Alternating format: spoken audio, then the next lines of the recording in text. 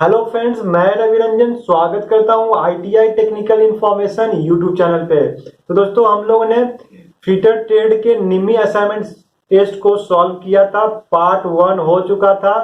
Part 1 में हम लोगों ने 2 एक्सरसाइज कंप्लीट किए थे। आज हम लोग तीसरा एक्सरसाइज कंप्लीट करेंगे। तो चलिए शुरू करते हैं। इससे पहले यदि आप आईटीआई टेक्निकल इंफॉर्मेशन पे पहली बार आ रहे हैं तो चैनल को सब्सक्राइब कर दीजिए, बेल आइकन को भी दबा दीजिए ताकि आपको इस प्रकार के इंफॉर्मेशन और नोटिफिकेशन मिलता रहे। तो दोस्तों चलिए शुरू करते हैं।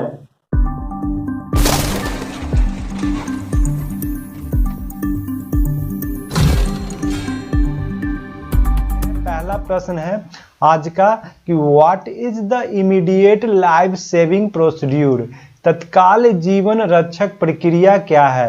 तो जब आपका एक्सीडेंट हो जाए या फिर चोट लग जाए तो सबसे पहले तत्काल उपचार किया जाता है। तो उस उपचार को क्या कहा जाएगा? क्या first aid, treatment, intensive care या फिर मेडिकल ट्रीटमेंट। जो प्रथम आपकी जीवन की तत्काल रक्षक होती है वो है फर्स्ट एड। तो ऑप्शन ए इसका करेक्ट होगा, फर्स्ट एड। चलिए अगले प्रश्न पे। सेकंड प्रश्न है what stands for a in ABC of first aid. प्राथमिक चिकित्सा में के एबीसी में ए के लिए क्या है? मतलब कि प्राथमिक उपचार में एबीसी एक फॉर्म टर्म्स है जिसमें ए क्या दर्शाता है? क्या अवे या फिर एक्यूट, एयरवे या फिर एक्सीडेंट। तो एबीसी में ए जो होता है वो होता है एयरवे, यानी कि इस चीज का करेक्ट होगा एयरवे। एयरवे होता क्या है कि जो वायु मार्ग होता है, वायु का प्रवेश उसको मिल सके तो वो अपना लाइफ जो है बचा सकता है। तो एबीसी टर्म में ए जो है वो एयरवे को दर्शाता है। चलिए अगला प्रश्न है what stand for be in ABC of first aid. प्राथमिक चिकित्सा के एबीसी में बी क्या के लिए क्या है? यानी कि टर्म्स एबीसी जो फर्स्ट एड का है उसमें बी क्या दर्शाता है? क्या बेड को दर्शाता है, बॉटल, ब्रीथिंग या बॉदरिंग। तो बी जो है वो दर्शाता है वो ब्रीथिंग का, यानी कि इसका करेक्ट आंसर होगा ऑप्शन सी, ब्रीथिंग। ब्रीथिंग क्या होता है कि जैसे ही आपका एक्सीडेंट हो जाए या आपको घायल हो गए हैं तो वहां पे आपका जो सांस लेने की जो दर है, ब्रीथिंग, वो चलते रहना चाहिए, यानी कि श्वास उस व्यक्ति को मिलता रहे तो वो जीवित रह सकता है। यदि श्वास नहीं मिल पाएगा तो वो क्या होगा, उसकी डेथ हो जाएगी। तो एबीसी टर्म में बी जो है वो ब्रीथिंग को दर्शाता है। चलिए अगले प्रश्न पे।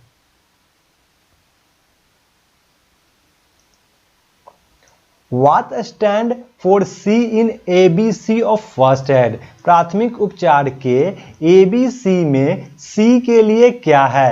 यहाँ ABC जो फर्स्ट एड है प्राथमिक उपचार का, उसमें जो है C किस चीज को दर्शाता है? क्या केयर या कंफर्ट या सर्कुलेशन या सरकमस्टांसेज। तो ये जो सी जो दर्शाता है यहाँ पे वो है सर्कुलेशन, यानी कि ऑप्शन सी इसका करेक्ट होगा।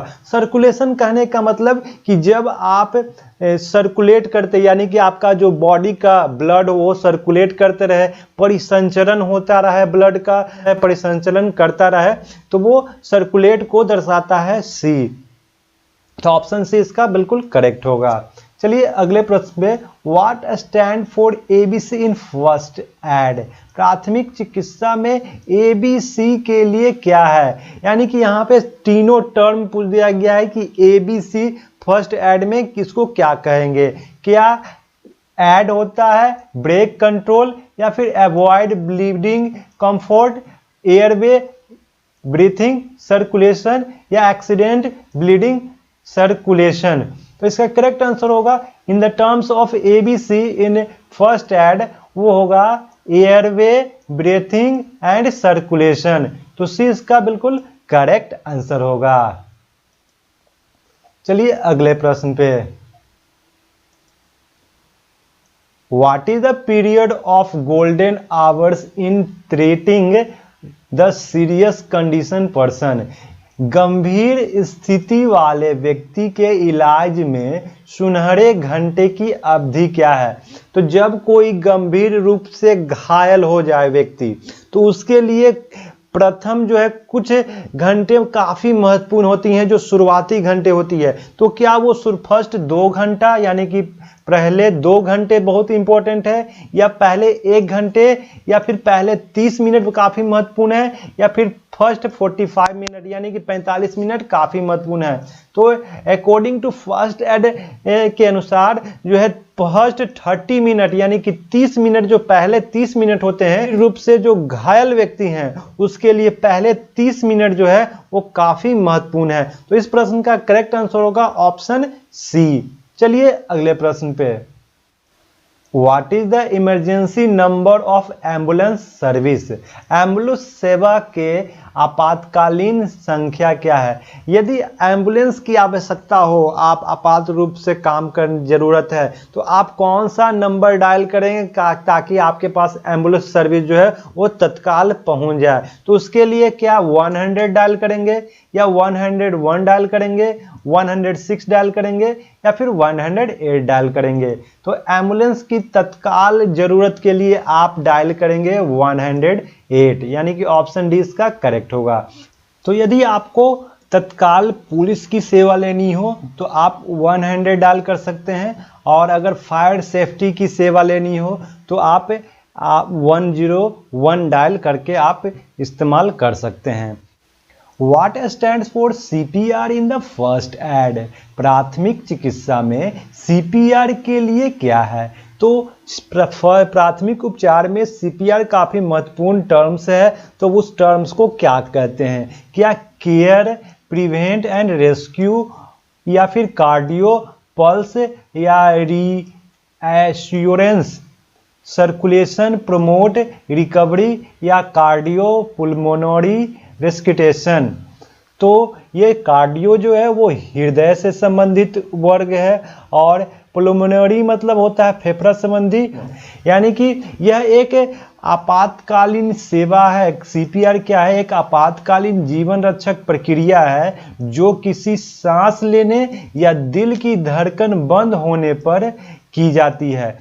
यानी कि सांस लेने और दिल की धड़कन बंद हो जाता है तो वहां पे सीपीआर के अंतर्गत जो है वो चेस्ट को दबा करके, जब वो मूर्छित व्यक्ति हो जाता है तो चेस्ट दबा करके करते हैं। किया जाता है चाहे वो बिजली का झटका लग जाए, या फिर दिल का दौरा पड़े, या डूबने के बाद ऐसा हो सकता है, तो आप सीपीआर फर्स्ट एड का इस्तेमाल कर सकते हैं।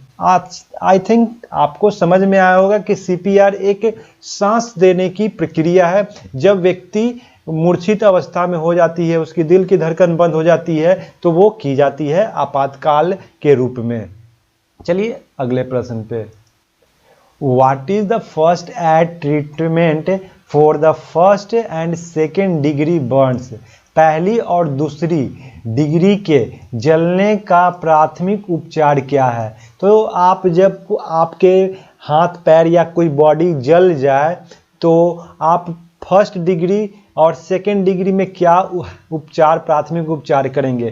क्या सबसे पहले क्रीम लगाएंगे, या फिर पट्टी बांधेंगे, या फिर ठंडे पानी के साथ फ्लश करेंगे, या फिर नर्म कपड़े से कवर करेंगे? तो जब आपको फर्स्ट डिग्री और 2 सेकेंड डिग्री के जले हुए हों तो प्राथमिक उपचार में आप करेंगे फ्लश विथ कूलर वाटर, यानी कि ठंडे पानी जो है उससे फ्लश करेंगे।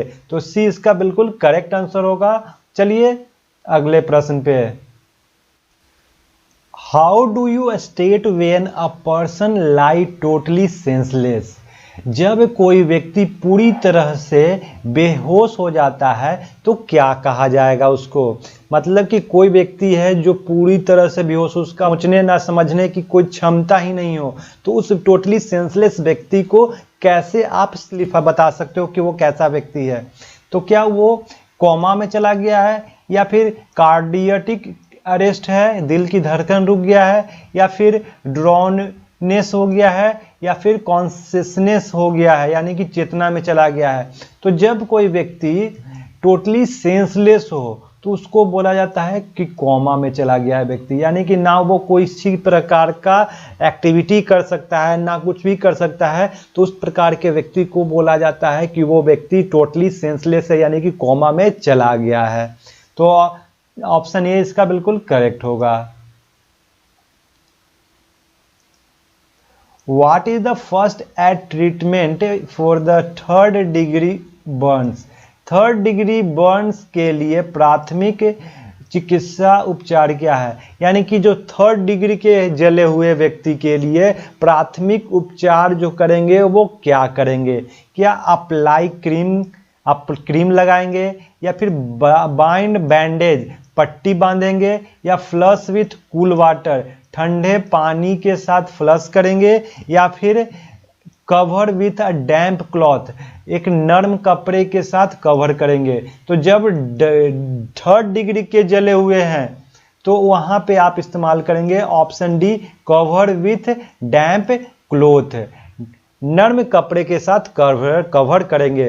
और वहीं फर्स्ट डिग्री की बात और सेकंड डिग्री की बात में हम लोग बताए थे कि फर्स्ट और सेकंड डिग्री में जो है वो करेंगे ठंडे पानी के साथ, उस पे हाथ पे गिराएंगे, जहां पे जला हुआ है वहां पे फ्लश करेंगे ठंडा पानी के साथ। तो चलिए अगले प्रश्न पे। What procedure is followed to stop bleeding of a person injured? घायल व्यक्ति के रक्त स्राव को रोकने के लिए क्या प्रक्रिया अपनाई जाती है? तो कोई व्यक्ति घायल हो गया है, उसका ब्लड गिर रहा है, तो उस ब्लड को रोकने के लिए, रक्त स्राव को रोकने के लिए क्या आप प्रक्रिया अपनाएंगे? क्या पट्टी बांधेंगे या tie bandage, apply ointment, apply lime over the wound यानी कि घाव पर चूना लगाएंगे, या फिर apply pressure over the wound या घाव पे दबाव डालेंगे? तो जब व्यक्ति का ब्लड से बह रहा है उसके इंजर्ड पार्ट से, तो वहां पे आप अप्लाई कर दीजिए। क्या अप्लाई करेंगे? प्रेशर, यानी कि उसको आप दबा दीजिए, घाव पे आप प्रेशर दबाव दीजिए जिससे कि वो ब्लडिंग क्या करना बंद कर दे। तो ऑप्शन डी इसका करेक्ट होगा, apply pressure over the bound, घाव पे दबाव डालें। चलिए ये सारे काफी महत्वपूर्ण प्रश्न आपके हैं।